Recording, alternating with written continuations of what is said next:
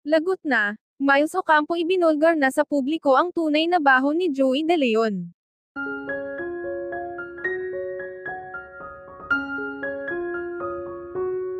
Tila mapa hanggang sa ngayon nga ay laman pa din ng usapin sa mundo ng showbiz ang co-host at actress na si Atasha Mulak at ka-co-host nitong si Joey De Leon matapos ang isyu at controversial na di umano'y paggalaw ni Joey kay Atasha.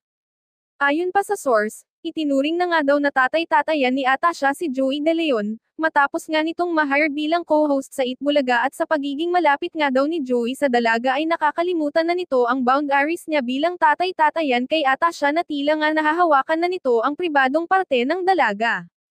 Sa kabila naman nito ay hindi nga rin nagtagal at nakisawsaw nga din ang ka-co-host nitong si Miles Ocampo dahil hindi na nga daw kinakaya pa ng kanyang konsensya na itago ang kanyang nalalaman. Ayon kay Miles, first of all sa loob po ng ilang taon kong pagseserbisyo bilang co-host ng Itbulaga, hindi ako nakialam sa kahit na anong issue mula sa aking mga katrabaho at ka-co-host sa EB, pero from now on base sa aking nabalitaan at nalaman ay hindi ko kayang ilihim ang ginawang ito ni Tito Joey kay Atasha, dahil babae din po ako na kailangan ng respeto.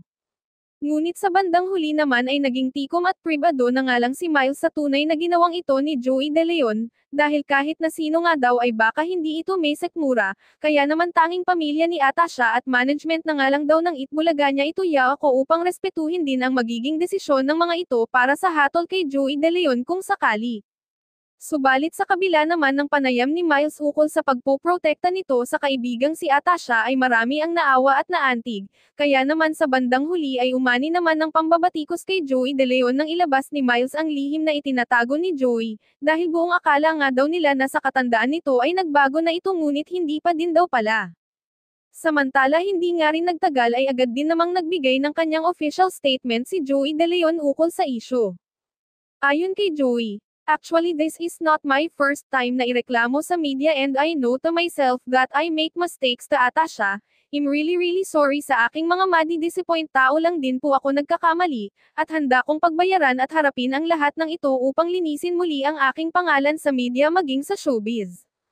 Kasunod nito umalangaw-ngaw nga din sa social media ang di umano'y pagrereklamo ng dating kapamilya actress na si Maha Salvador matapos pumutok ang isyu na ito, at inamin ng actress na ito nga daw ay matagal na din niyang kinikimkim ng ilang taon upang magtimpi sa pinaggagawa ni Joey De Leon sa kanya noong nasa ere pa siya bilang co-host din ng Itbulaga. Pinasok nga daw niya ang pag-host sa Itbulaga upang magtrabaho at gampanan ang kanyang tungkulin para lang kumita, ngunit sa huli ay hindi niya umano akalain na may mga tao palang mapagsamantala kahit matanda na at ito nga daw ay first time niyang main counter sa buong buhay niya.